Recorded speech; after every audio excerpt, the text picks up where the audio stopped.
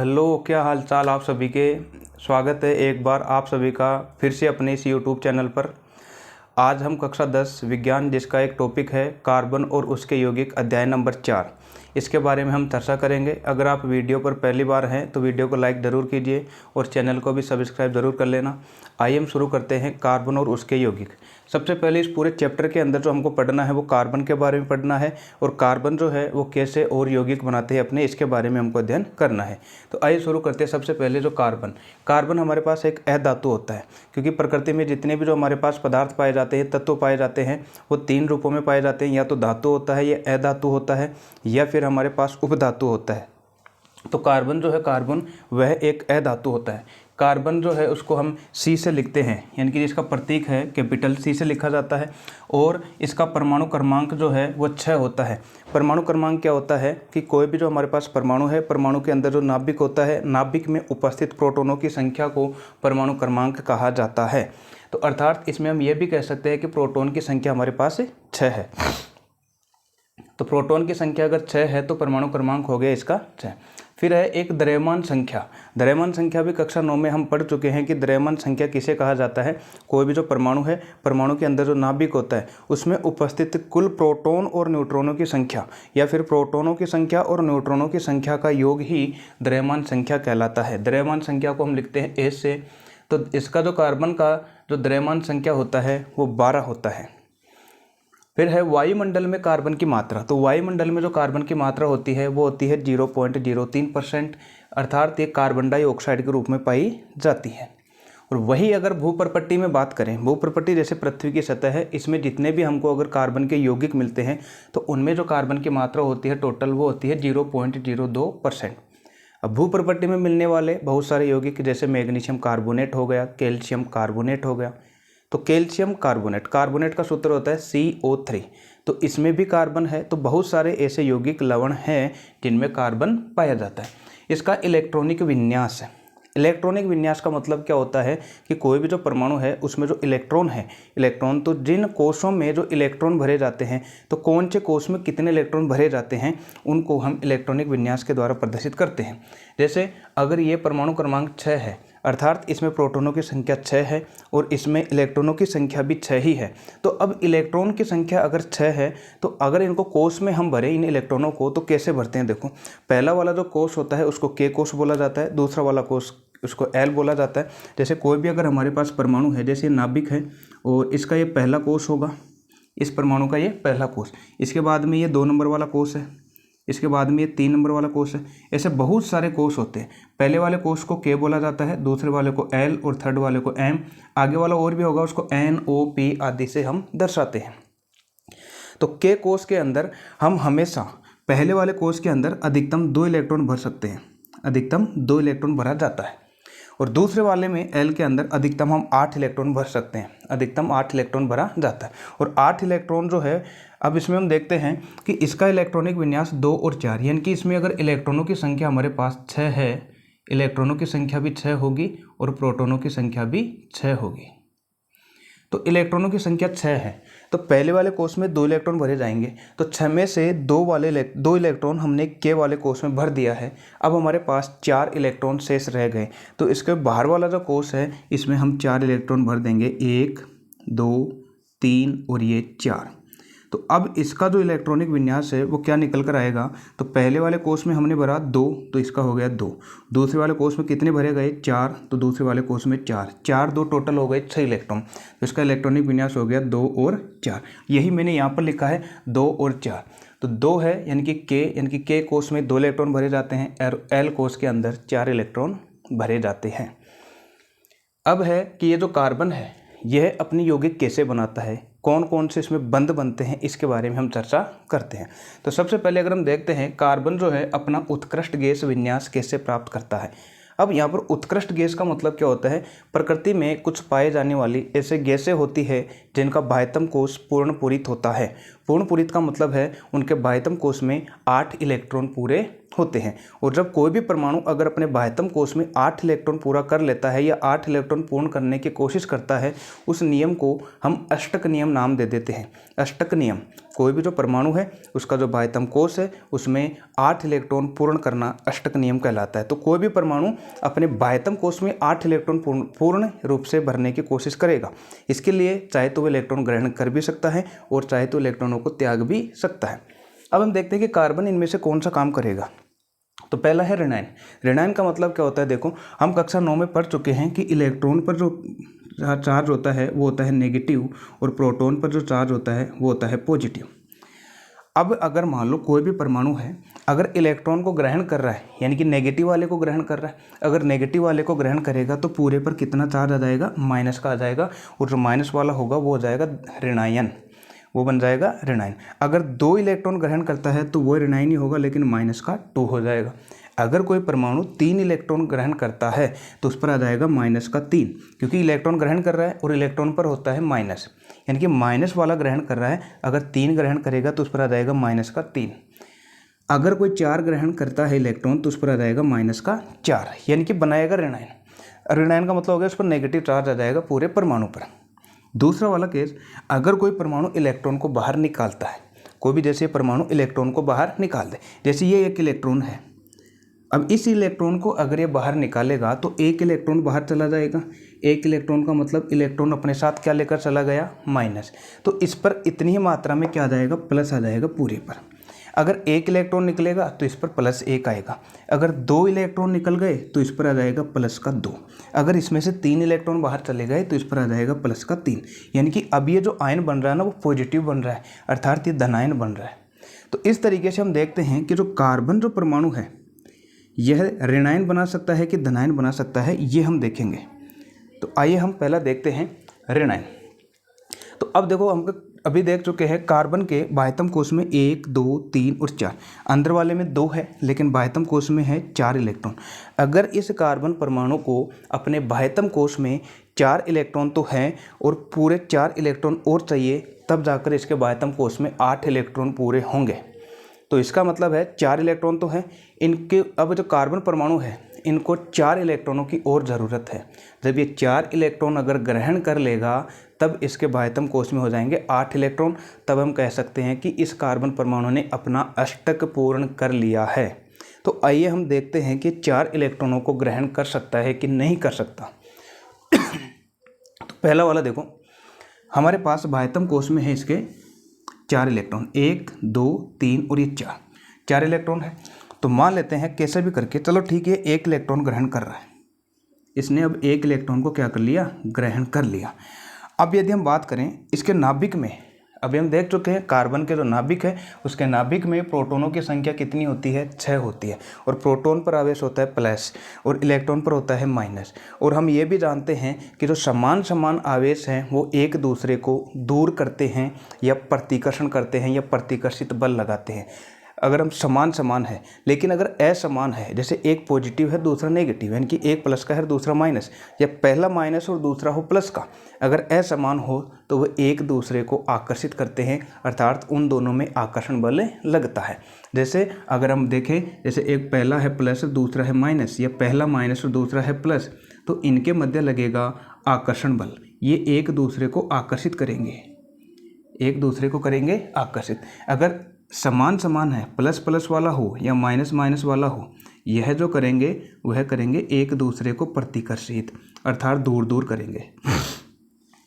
तो समान वाले क्या करते हैं, दूर दूर। अब इसमें हम देख चुके हैं कि जो नाभिक है इसमें 6 प्रोटॉन है। नाभिक में कितने प्रोटॉन हैं, 6 प्रोटॉन। तो मैं यहाँ पर लिख देता हूँ 6 प्रोटॉन है और सभी पर कैसा चार्ज है, प्लस का है।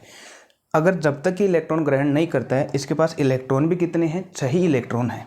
अभी तक इसके पास कितने इलेक्ट्रॉन हैं, 6 इलेक्ट्रॉन हैं, यानी कि 6 प्रोटॉन प्लस 6 इलेक्ट्रॉन माइनस। तो इसका मतलब है ये कह सकते हैं कि 6 प्रोटॉन जो है 6 इलेक्ट्रॉनों को अपनी ओर आकर्षित कर रहे हैं, क्योंकि असमान आवेश है, असमान आवेश एक दूसरे को आकर्षित करते हैं। यानी कि 6 लोग इन 6 लोगों को क्या कर रहे हैं, अपनी ओर आकर्षित कर रहे हैं या बल लगाकर उनको पकड़े हुए हैं। तो हम ये भी कह सकते हैं कि एक प्रोटॉन एक इलेक्ट्रॉन को ऐसे पकड़ के बैठा है, दूसरा प्रोटॉन जो इसके अंदर है ये दूसरे इलेक्ट्रॉन को खींच के रखेगा, तीसरा वाला प्रोटॉन तीसरे इलेक्ट्रॉन को खींच कर रखेगा। तो 6 प्रोटॉन 6 इलेक्ट्रॉनों को आराम से खींच कर बैठे हैं और ये सबसे ज़्यादा आकर्षण बल लगाकर ऐसे बैठे हैं। अब अगर ये एक इलेक्ट्रॉन ग्रहण कर लेता है तो मान लेते हैं एक इलेक्ट्रॉन जब इसके बाह्यतम कोश में आएगा तो अब इसमें इलेक्ट्रॉनों की संख्या बढ़ जाएगी, लेकिन प्रोटॉन वही है 6। प्रोटॉन तो अभी भी हमारे पास 6 ही है, लेकिन इस बार इलेक्ट्रॉनों की संख्या कितनी होगी? देखो बाहर वाले में पहले 4 थे, अब एक ये हो गया 5, और अंदर वाले में है 2, तो 5 और 2 हो गए 7। इस बार इलेक्ट्रॉन हो गए 7। इस बार इलेक्ट्रॉन हो गए 7। अब इलेक्ट्रॉन अगर 7 हो गए तो अब देखो 6 लोग, अब 7 लोगों को पकड़ना थोड़ा मुश्किल हो जाएगा, क्योंकि पहले एक लोग यानी कि एक आदमी दूसरे आदमी को तो आराम से पकड़ लेता है पूरा बल लगाकर, लेकिन जब हम बोले कि एक आदमी अगर 2 को पकड़ेगा, एक आदमी 2 को अच्छे से नहीं पकड़ सकता, तो उसका बल का मान क्या हो जाएगा? दोनों पर अलग अलग हो जाएगा, आधा आधा या कम ज़्यादा हो जाएगा। तो एक को तो ज़्यादा बल से पकड़ लेगा, लेकिन एक ही आदमी अगर 2 को पकड़ेगा तो उसके जो फोर्स लगने वाला दोनों पर क्या हो जाएगा? अलग अलग हो जाएगा। यानी कि पहले की तुलना में इस बार आकर्षण बल थोड़ा सा कम हो गया, क्योंकि 6 लोग अब 7 लोगों को अगर पकड़ कर रखेंगे तो 6 लोग 7 लोगों को कैसे पकड़ेंगे? 6 लोग पहले एक एक को पकड़ रहे थे, अब 7 वाला एक और, इसमें एक और आ गया तो टोटल 7 हो गए। तो अब यहाँ पर इनका आकर्षण बल का मान क्या हो गया? थोड़ा कम हो गया। चलो हम मान भी लेते हैं कि 6 लोग इन 7 इलेक्ट्रॉनों को पकड़ सकते हैं, 6 प्रोटॉन 7 इलेक्ट्रॉनों को खींच के रखें। एक इलेक्ट्रॉन अगर और आ जाए, अब इलेक्ट्रॉन आ रहा है तो इस पर आ जाएगा माइनस, क्योंकि इलेक्ट्रॉन पर होता है माइनस, तो एक माइनस अगर आ रहा है तो यहाँ पर आ जाएगा माइनस का 1। दूसरा वाला इलेक्ट्रॉन अगर आ गया इसके अंदर, तो अब बाहर वाले में हो गए 6, अंदर वाले में 2, यानी कि इस बार 8 हो गए। यानी कि इस बार 6 प्रोटॉन जो है यह 8 इलेक्ट्रॉनों को क्या करेंगे? ग्रहण। इस बार 6 प्रोटॉन जो है यानी कि 6 लोग जो है 8 लोगों को, अगर हम बोले कि 6 लोग 8 लोगों को जाकर पकड़ो, तो वो 6 लोग जो है 8 लोगों को अच्छे से नहीं पकड़ पाएंगे, क्योंकि अगर एक को पकड़ लेगा तो दूसरा वाला छुड़ाकर चला जाएगा, दूसरे को पकड़ लेगा तो तीसरा वाला छुड़ाकर चला जाएगा।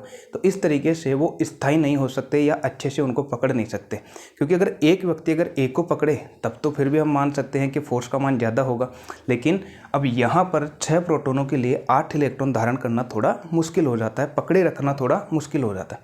चलो ठीक है, हम मान भी लें कि यार चलो कैसे भी करके 8 को पकड़ भी लेते हैं, घेर कर पकड़ लेते हैं।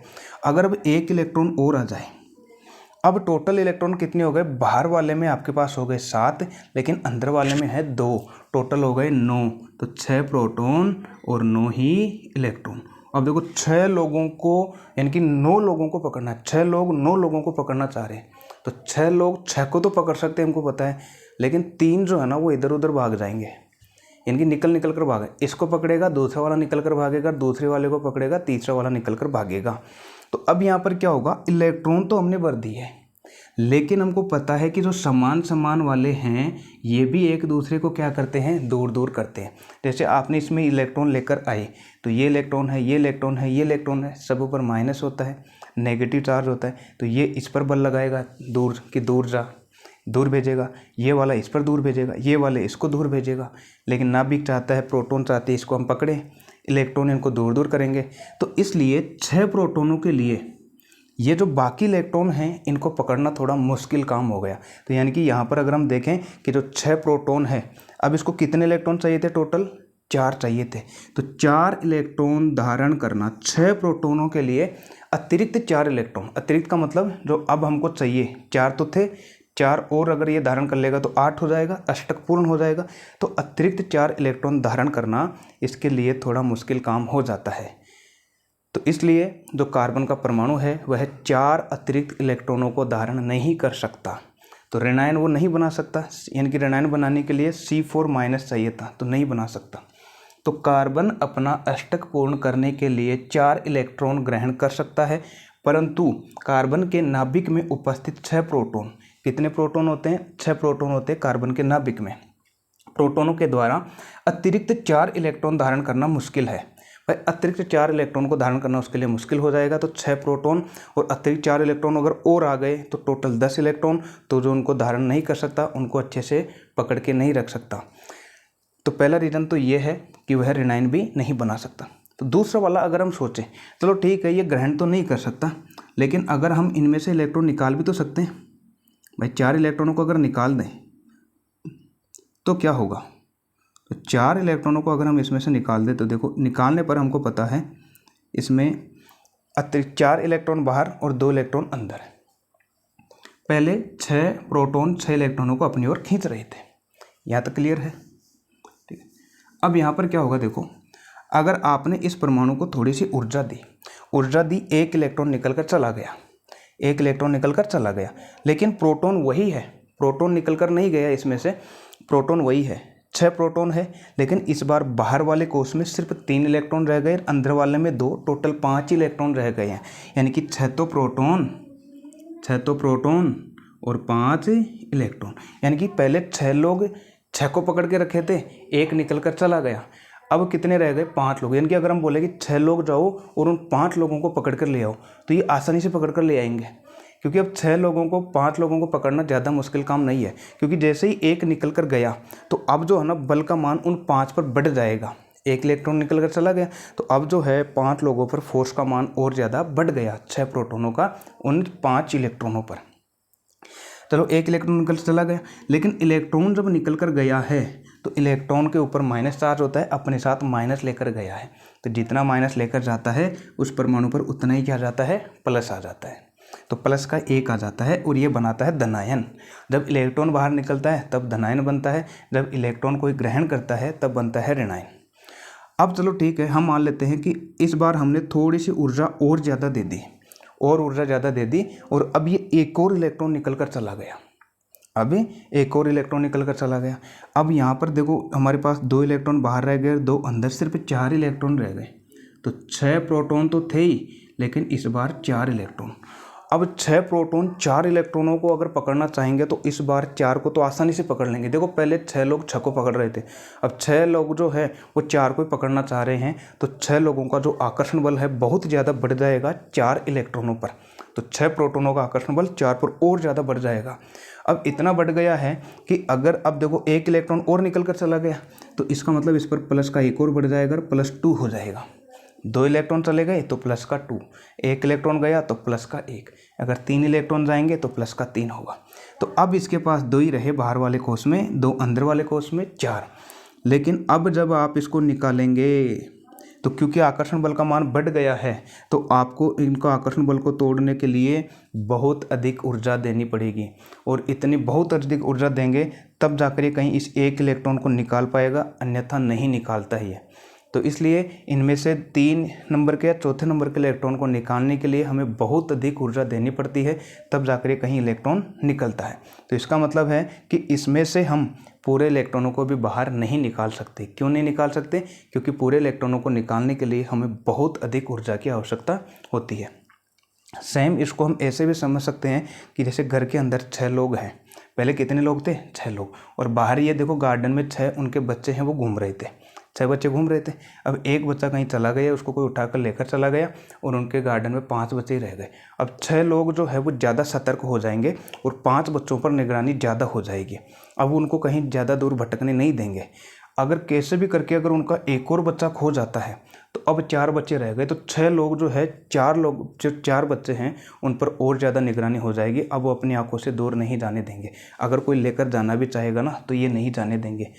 तो इसलिए जब ये हम देखें तो ये जो कार्बन परमाणु है वो पूरे के पूरे 4 इलेक्ट्रॉन बाहर निकाल भी नहीं सकता है, क्योंकि उनको ऊर्जा ज़्यादा चाहिए, और पूरे ये ग्रहण भी नहीं कर सकता, क्योंकि ये जो है ग्रहण करने के कारण जो परमाणु का स्थायित्व है वह कमज़ोर हो जाता है, वह उसमें इलेक्ट्रॉन रह नहीं पाते उसके कोष के अंदर। तो दूसरा वाला क्या था कि यदि कार्बन परमाणु इलेक्ट्रॉन को त्याग कर C4+ धनायन बनाना चाहे, C4 का मतलब 4 इलेक्ट्रॉन त्यागने के बाद क्या बनेगा? C4+ बनेगा, चाहे तो भी इलेक्ट्रॉन के उत्सर्जन हेतु अत्यधिक मात्रा में ऊर्जा चाहिए। तो अगर चारों के चारों इलेक्ट्रॉन निकालना है हमको बाहर वाले कोष में तो अत्यधिक मात्रा में ऊर्जा चाहिए, अतः यह C4+ धनायन भी नहीं बना सकता है। तो अब दिक्कत ये हो गई कि ये ना तो इलेक्ट्रॉन ग्रहण कर सकता है ना इलेक्ट्रॉन त्याग सकता है कार्बन का परमाणु। तो फिर कार्बन जो परमाणु है यह अपने यौगिक बनाते कैसे हैं, इनके मध्य बंध बनता कैसे है वो हम देखते हैं। तो अब ये जो है ये ना तो इलेक्ट्रॉन त्याग रहा है ना ये ग्रहण कर रहा है, अर्थात इनके ऊपर कोई आयनों का निर्माण नहीं हो रहा। अब जो कार्बन है जब अपनी यौगिक बनाएगा तो एक विशेष बंध है जिसको हम बोलते हैं सहसंयोजी आबंध, उनके द्वारा बंध बनाते हैं। अब इस सहसंयोजी आबंध को हम समझते हैं ये है क्या।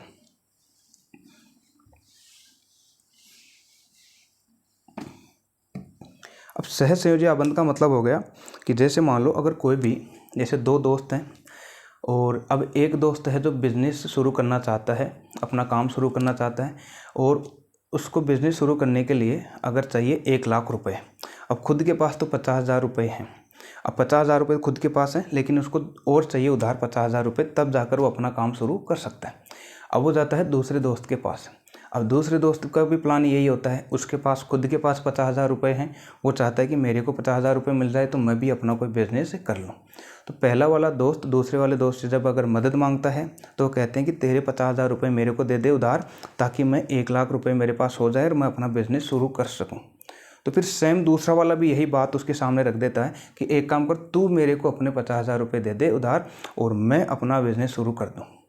अब दिक्कत दोनों को हो गई, क्योंकि उसको भी बिज़नेस शुरू करना है, इसको भी बिज़नेस शुरू करना है, और दोनों के पास 50,000 रुपये हैं और चाहिए दोनों को 1-1 लाख रुपये।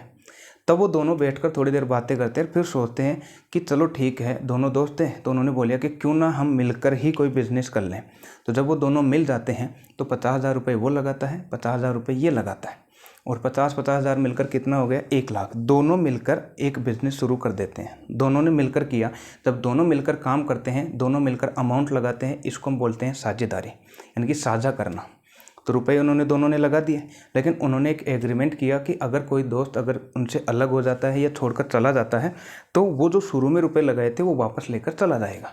मतलब हक पूरा नहीं हुआ। जैसे मान लो अगर मैंने 50 लगाया, उसने 50 लगाया, तो अगर वो वापस जाना चाहेगा कभी तो वो 50,000 अपने साथ ले जाएगा। मतलब जितना लगाया था उतना ले जाएगा। अब यही इसमें ऐसा ही होता है।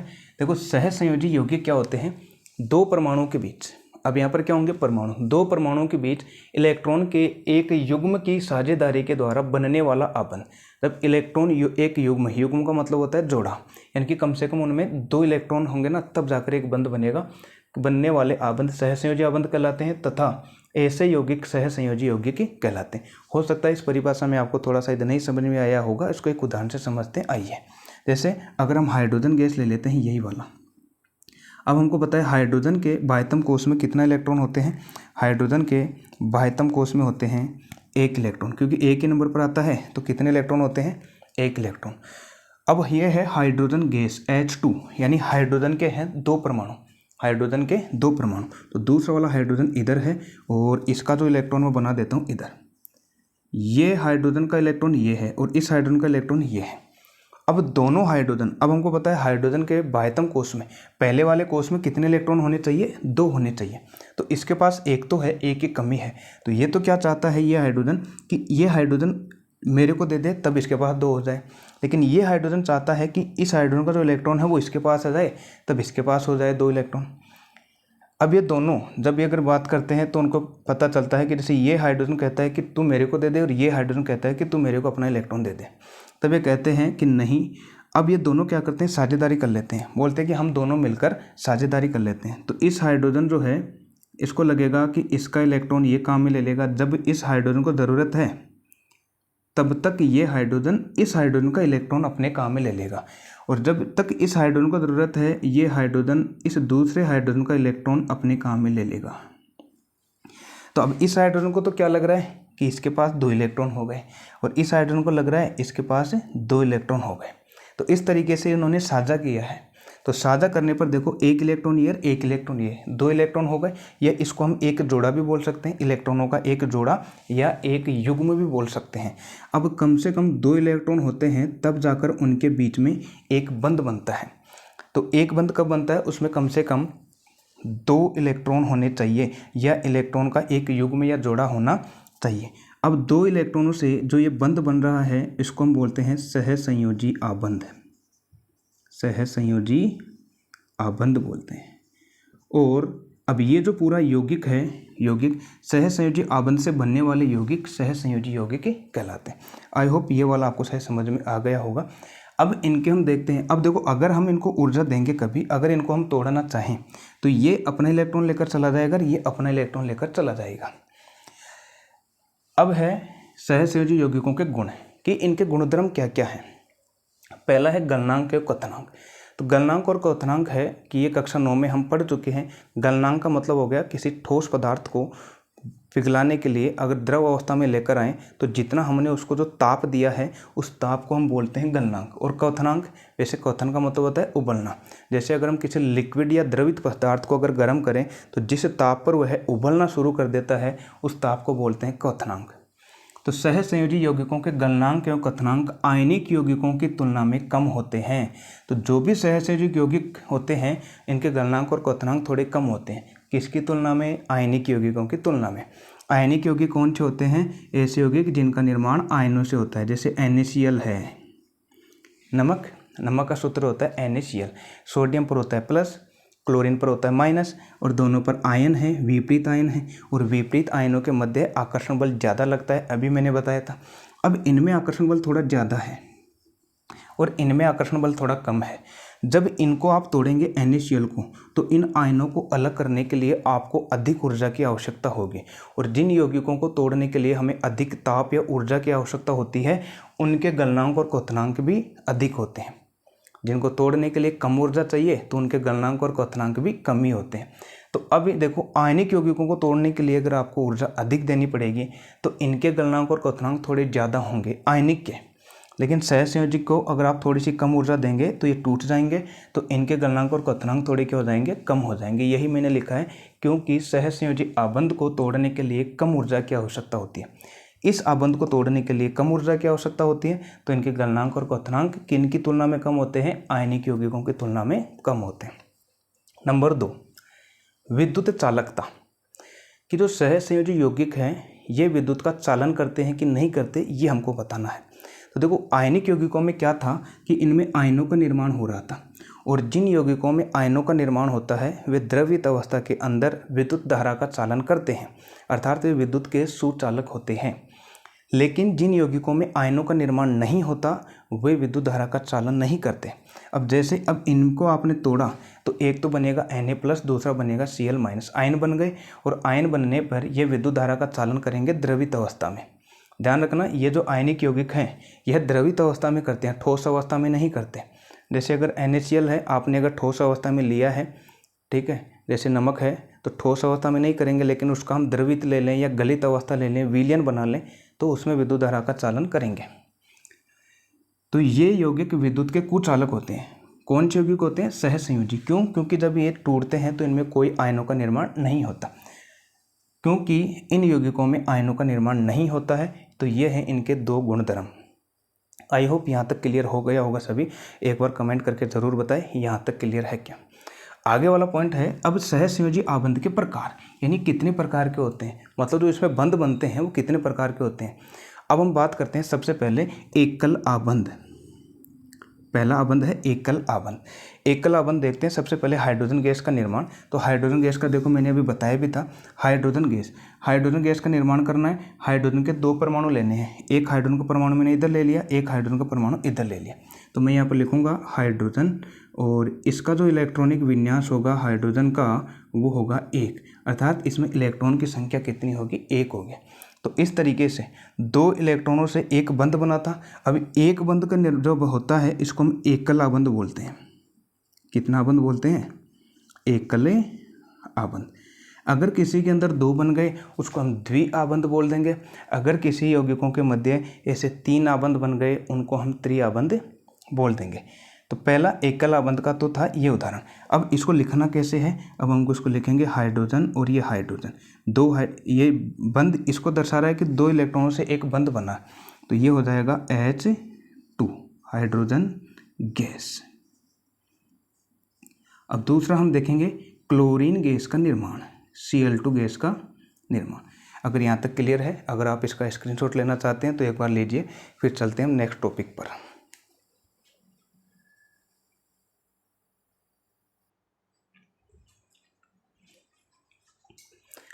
अगला एग्जाम्पल लेते हैं क्लोरीन गैस का।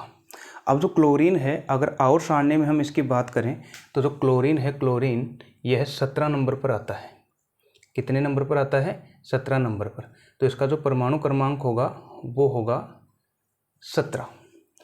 अब परमाणु क्रमांक का मतलब है कि इसमें प्रोटॉनों की संख्या कितनी होगी? 17 होगी। और उदासीन जो परमाणु होता है, उदासीन परमाणु, उसमें जितने प्रोटॉन होते हैं उतने ही उसमें इलेक्ट्रॉन होते हैं। तो इलेक्ट्रॉनों की संख्या भी कितनी होगी, 17 होगी। तो इलेक्ट्रॉनों की संख्या होगी 17। अब सेम हाइड्रोजन का जैसे हमने इलेक्ट्रॉनिक विन्यास निकाला था, हम भी इसका पहले इलेक्ट्रॉनिक विन्यास निकालेंगे। तो क्लोरीन का इलेक्ट्रॉनिक विन्यास, क्लोरीन का इलेक्ट्रॉनिक विन्यास। तो इलेक्ट्रॉनिक विन्यास कैसे निकालते हैं, देखो पहले वाले कोष में हमेशा 2 इलेक्ट्रॉन भरे जाते हैं, के वाले में 2। तो हम क्या करेंगे, पहले वाले में 2 इलेक्ट्रॉन भर देंगे, ये हमने भर दिया 2। अब दूसरे वाले में एल के अंदर अधिकतम 8 भरे जाते हैं, तो दूसरे वाले में हम भर देते हैं 8। तो 8 और 2 कितने हो गए, 10। हमारे पास इलेक्ट्रॉन थे 17, 10 हमने भर दिया है, कितने रह गए, 7 रह गए। तो इसका मतलब जो तीसरा वाला कोष आएगा इसमें कितने इलेक्ट्रॉन भरे जाएंगे, 7 भरे जाएंगे। तीसरे वाले कोष के अंदर इलेक्ट्रॉन 7 भरे जाएंगे। पहले वाले कोष को हम कैसे लिखते हैं, के वाले में भरे जाएंगे 2, एल वाले में भरे जाएंगे 8 और एम वाले में कितने भरे जाएंगे, 7। तो मैंने अभी बताया था कोई भी जो अगर परमाणु है उसके बाह्यतम कोष में वो 8 इलेक्ट्रॉन पूर्ण करने की कोशिश करता है, जिसको हम अष्टक नाम भी दे देते हैं या अष्टक नियम भी कहते हैं। तो क्लोरीन का एक परमाणु जिसका हम इलेक्ट्रॉनिक विन्यास देखें वो होता है 2, 8 और 7। तो पहले हम एक क्लोरीन ले लेते हैं, एक क्लोरीन, जैसे मैंने यहाँ पर एक क्लोरीन ले लिया ये वाला। अब क्लोरीन गैस के अंदर हमको 2 क्लोरीन के लेने हैं, एक क्लोरीन मैंने इधर लगा दिया और दूसरा क्लोरीन मैंने इधर लगा दिया, तो 2 क्लोरीन के परमाणु हो गए। तो इस क्लोरीन के बाह्यतम कोष में कितने इलेक्ट्रॉन हैं, बाह्यतम सबसे बाहर वाले कोष के अंदर 7 इलेक्ट्रॉन है। मतलब कितने की ज़रूरत है इनको, 1 इलेक्ट्रॉन की और ज़रूरत है। पहले 7 इलेक्ट्रॉन दर्शाते इस क्लोरीन के, तो जैसे मान लो ये हो गया 1, ये 2, ये 3, ये 4, 5, ये 6 और ये 7। तो ये 7 इलेक्ट्रॉन इस क्लोरीन के परमाणु के हो गए। दूसरा ऐसे ही हमको इस क्लोरीन गैस में एक क्लोरीन और है, इसके भी 7 इलेक्ट्रॉन दर्शाने हैं।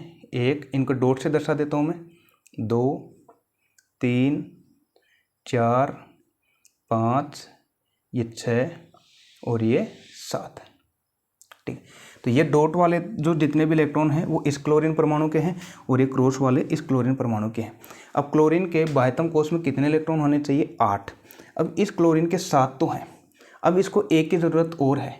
तो ये क्या चाहेगा कि इस एक इलेक्ट्रॉन इस क्लोरीन से ले ले, लेकिन ये इलेक्ट्रॉन पूरा नहीं देगा, ये बोलेगा कि साझा कर सकते हैं हम, क्योंकि इसको भी एक इलेक्ट्रॉन की ज़रूरत है, इस वाले परमाणु को भी एक इलेक्ट्रॉन की ज़रूरत है। तो ये एक इलेक्ट्रॉन इसका थोड़ा सा आगे ले लेगा और ये एक इलेक्ट्रॉन अपना आगे दे देगा। अब होगा क्या, ये एक एक इलेक्ट्रॉनों का साझा करेंगे। तो 7 तो देखो खुद के पास थे, इसको सिर्फ एक ही चाहिए, तो ये एक इसका काम में ले लेगा इस तरीके से और इस तरीके से काम में लेगा। तो इस क्लोरीन को लगेगा कि इसके पास कितनी हो गई, अब 7, यानी टोटल 8 हो गए। 7 तो इसके पास थे और एक ये 8। अब जैसे अगर इस क्लोरीन की बात करें तो ये क्लोरीन भी क्या चाहेगा कि इसके पास 8 हो जाए। 7 तो इसके पास है, एक इसका काम में ले लेगा इस तरीके से और इस क्लोरीन को भी क्या लगेगा, अब इसके पास भी कितने हो गए, 8 हो गए। अब यदि हम इसको ध्यान से देखें, जैसे क्लोरीन है ये, एक इलेक्ट्रॉन ये और एक इलेक्ट्रॉन ये, हमको पता है 2 इलेक्ट्रॉनों से एक बंध बनता है। तो 2 इलेक्ट्रॉनों से एक बंध ये बन गए इनके बीच में और दूसरा क्लोरीन का परमाणु ये है। तो ये है एकल बंध, क्लोरीन और क्लोरीन मिलकर बनाएंगे क्लोरीन गैस, Cl2 गैस। तो इस तरीके से क्लोरीन गैस का निर्माण होता है। तो एक बार फिर से देखेंगे, क्लोरीन जो है, क्लोरीन यह 17 नंबर पर आता है। 17 ही इसमें प्रोटॉन होंगे, 17 ही इसमें इलेक्ट्रॉन होंगे। तो पहले वाले कोष में हमेशा 2 भरे जाते हैं, फिक्स करना है दिमाग के अंदर, पहले वाले में 2 और दूसरे वाले में भरे जाते हैं 8, अधिकतम 8 ही भर सकते हैं। तो 2 और 8 10 तो यही हो गए। थर्ड वाले में अधिकतम 8 ही भर सकते हैं, लेकिन अब 7 ही बचे, क्योंकि 10 तो यहाँ पर हो गए, 17 करने हैं पूरे, तो 7 इसके बाह्यतम कोष में 7, एक की ज़रूरत है केवल। तो अब 2 क्लोरीन के परमाणु आ गए, तो ये एक तो इससे ले लेगा और यही क्लोरीन एक इस वाले से ले लेगा। तो 2 इलेक्ट्रॉन है और 2 इलेक्ट्रॉनों से बंध बनता है एक, ये है एकल आबंध। ये कौन सा है, एकल आबंध। अब यदि हम दूसरा वाला एग्जाम्पल देखें द्विआबंध का, अब हम देखते हैं द्विआबंध का। जैसे O2 गैस है, O2 गैस मैं यहाँ पर लिख देता हूँ द्विआबंध, द्विआबंध यानी कि ऐसे सहसंयोजक यौगिक जिनके मध्य द्विबंध का निर्माण होता है। जैसे O2 गैस हमने ले लिया, O2 गैस। अब O2 गैस में किसके परमाणु है, केवल ऑक्सीजन के हैं। तो अगर हम ऑक्सीजन की बात करें तो ऑक्सीजन जो है कितने नंबर पर आता है, ऑक्सीजन आता है 8 नंबर पर। कितने पर? 8 पर। तो इसका परमाणु क्रमांक कितना हो गया? 8। तो अगर परमाणु क्रमांक 8 हो गया तो प्रोटॉन की संख्या कितनी है? 8 है। अगर प्रोटॉन की संख्या 8 है तो इलेक्ट्रॉनों की संख्या भी कितनी है? 8 है। अब इस ऑक्सीजन परमाणु का हमें क्या निकालना है? इलेक्ट्रॉनिक विन्यास। इलेक्ट्रॉनिक विन्यास। तो इलेक्ट्रॉनिक विन्यास कैसे निकालते हैं? देखो, पहले इसमें टोटल कितने इलेक्ट्रॉन है? इस बार 8, यानी कि 8 इलेक्ट्रॉन भरने हैं हमको कोष के अंदर। पहले वाले में हमेशा कितने भरे जाएंगे? 2 भरे जाएंगे। अगर आपने पहले वाले में 2 भर दिया है, टोटल इसके पास 8 थे, तो 8 में से 2 तो यही भर दिया। अब कितने बच गए? 6। तो आगे वाले कोष में कितने भरे जाएंगे? 6 भरे जाएंगे। इसका इलेक्ट्रॉनिक विन्यास कितने हो गए? 2 और 6। के अंदर 2 और एल के अंदर 6। अब ऑक्सीजन के कितने परमाणु लेने हैं? 2। O2 है। एक ऑक्सीजन का मैं इधर ले लेता हूँ, ये ऑक्सीजन, और दूसरा ऑक्सीजन का मैं इधर ले लेता हूँ। एक ऑक्सीजन के बाह्यतम कोष में कितने हैं? 6 है। तो हमको कितने भरने हैं बाह्यतम कोष में? 6 इलेक्ट्रॉन भरने हैं। तो 6 इलेक्ट्रॉन भर देते हैं हम।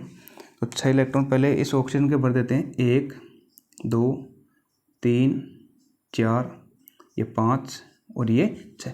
ये 6 इलेक्ट्रॉन तो हो गए इस ऑक्सीजन के।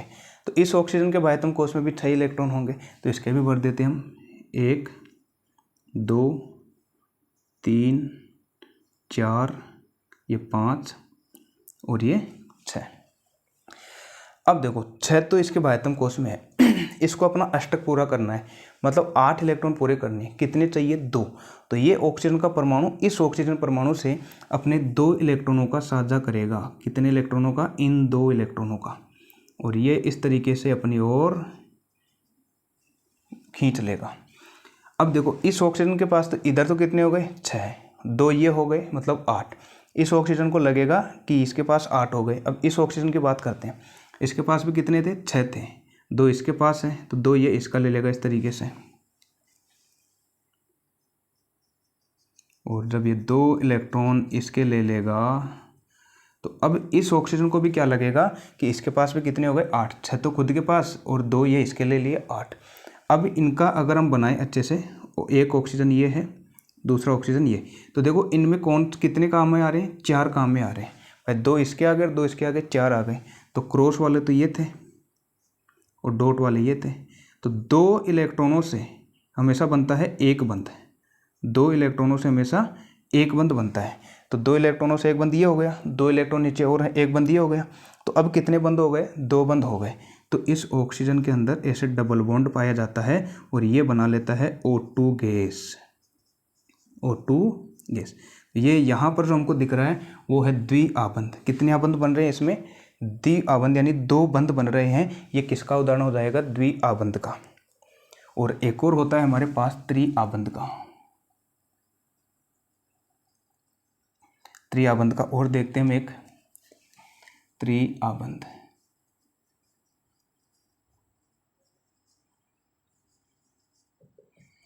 त्रिआबंध में हम देखते हैं जैसे नाइट्रोजन गैस है, नाइट्रोजन गैस।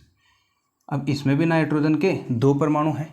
अगर हम नाइट्रोजन की बात करें तो नाइट्रोजन के अंदर नाइट्रोजन जो है वो आता है हमारे पास 7 नंबर पर। नाइट्रोजन आता है 7 नंबर पर। ये आपको याद करना पड़ेगा, कक्षा 9 में भी दे रखी है सारणी। 7 नंबर पर है, तो इसका मतलब ये है कि इसका परमाणु क्रमांक कितना हो गया? 7। अगर परमाणु क्रमांक 7 है तो इसमें प्रोटॉनों की संख्या भी 7 है और इलेक्ट्रॉनों की संख्या भी कितनी है? 7। इस बार हमको इलेक्ट्रॉन भरने हैं 7। बाह्यतम कोष में देखते हैं कितने आते हैं। पहले इसका इलेक्ट्रॉनिक विन्यास देख लेते हैं। नाइट्रोजन का इलेक्ट्रॉनिक विन्यास, नाइट्रोजन परमाणु का इलेक्ट्रॉनिक विन्यास।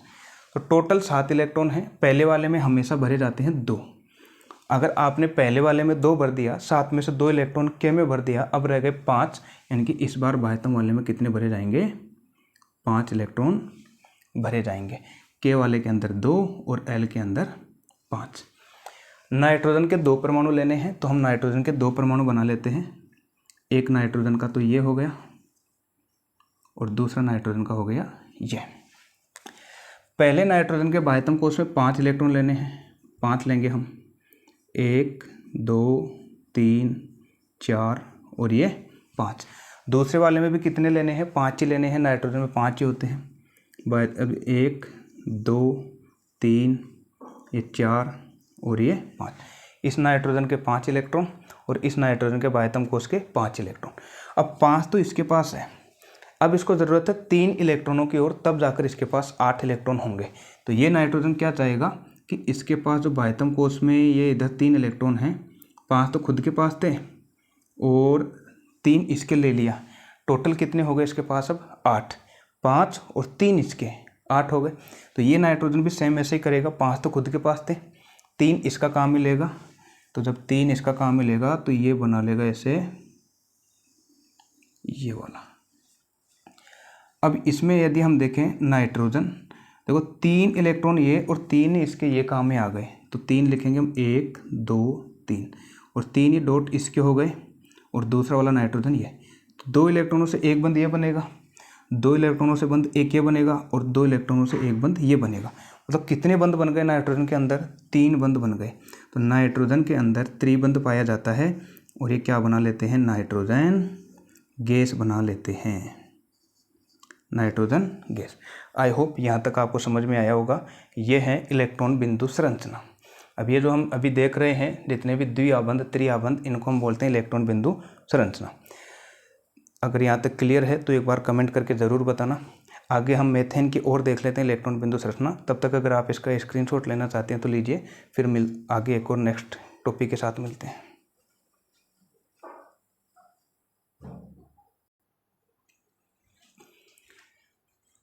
अब आगे हम देखते हैं मेथेन की इलेक्ट्रॉन बिंदु संरचना। देखो मेथेन का सूत्र होता है CH4।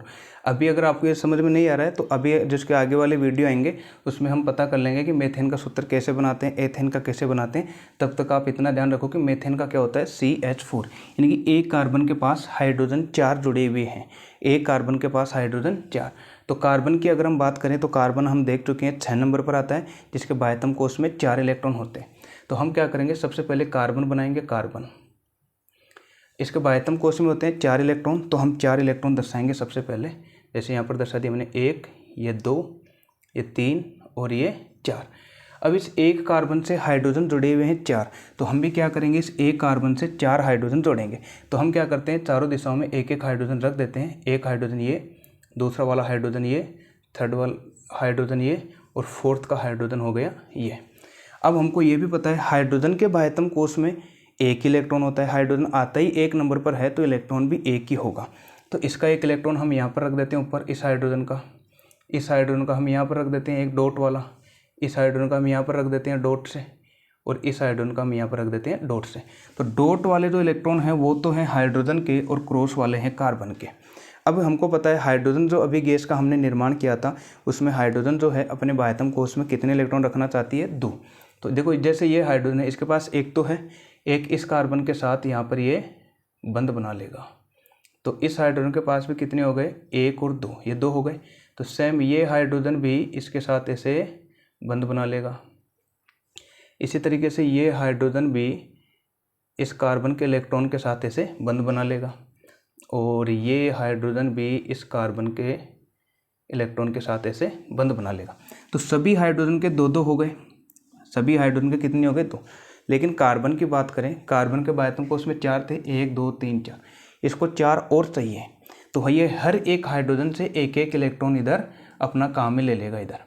तो एक हाइड्रोजन का ये लेगा तो एक ही हो जाएगा, 4 खुद के पास 5, एक ही हो जाएगा 6, एक ही हो जाएगा 7 और एक ही हो जाएगा 8। तो यदि हम इस कार्बन की बात करें तो इसके पास हो जाएगा कुछ इस तरीके से, एक इसका काम में ले लिया, एक ये काम में ले लिया 2, एक इसका काम में ले लिया 3 और एक इसका काम में ले लिया ये 4, ये वाले। अब इस घेरे के अंदर कार्बन के इलेक्ट्रॉन गिनो, 1 2 3 4, डॉट वाले गिनो 1 2 3 4, 4 4 हो गए 8। अब यहाँ पर जो ये बंध बनेगा तो देखो 2 इलेक्ट्रॉनों से एक बंध बनता है, इन 2 इलेक्ट्रॉनों से एक बंध बनता है, इन 2 इलेक्ट्रॉनों से एक बंध बनता है और इन 2 इलेक्ट्रॉनों से एक बंध बनेगा। तो इस तरीके से कार्बन को यदि हम ध्यान से देखें, 4 हाइड्रोजन जुड़ गए, एक हाइड्रोजन तो ये हो गया, ये बंध बन गया और ये हाइड्रोजन, नीचे भी 2 इलेक्ट्रॉनों से एक बंध ये बन गया और हाइड्रोजन, इधर भी यदि हम देखें हाइड्रोजन और ऊपर भी यदि हम देखें हाइड्रोजन, तो ये बन गया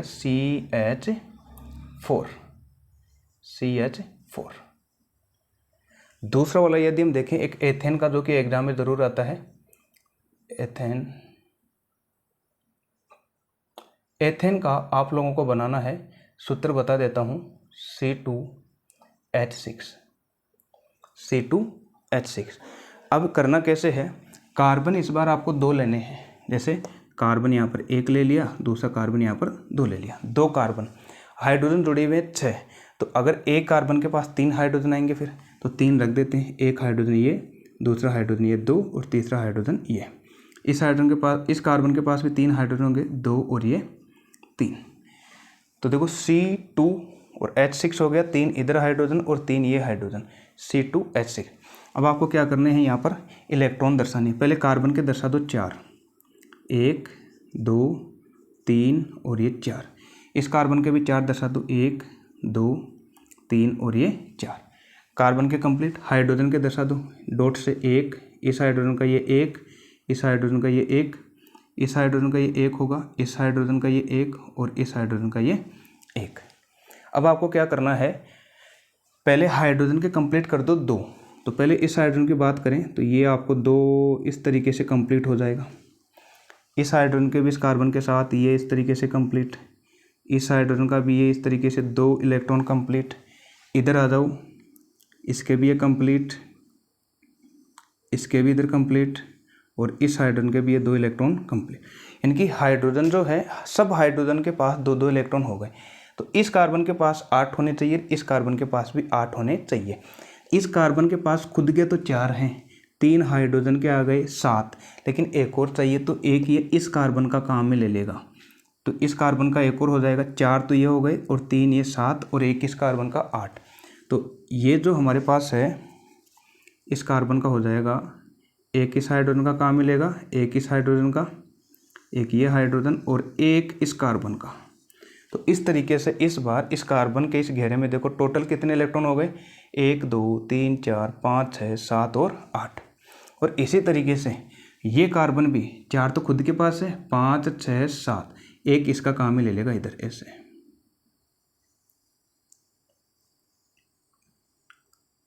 इस तरीके से इस कार्बन के पास भी 8 इलेक्ट्रॉन पूरे हो जाएंगे। अब इस तरीके से 2 हमको पता है, 2 इलेक्ट्रॉनों से एक बंध बनेगा, 2 इलेक्ट्रॉनों से एक बंध, 2 इलेक्ट्रॉनों से एक बंध, 2 इलेक्ट्रॉनों से एक बंध, 2 इलेक्ट्रॉनों से एक बंध, यहाँ पर भी एक बंध और अब इनके मध्य भी एक बंध बनेगा। तो यह संरचना हो जाएगी C, फिर ये बंध, फिर एक और C। इनके साथ 3 हाइड्रोजन जोड़ दो ऐसे, 3 हाइड्रोजन, और इस कार्बन के पास भी 3 हाइड्रोजन जोड़ दो।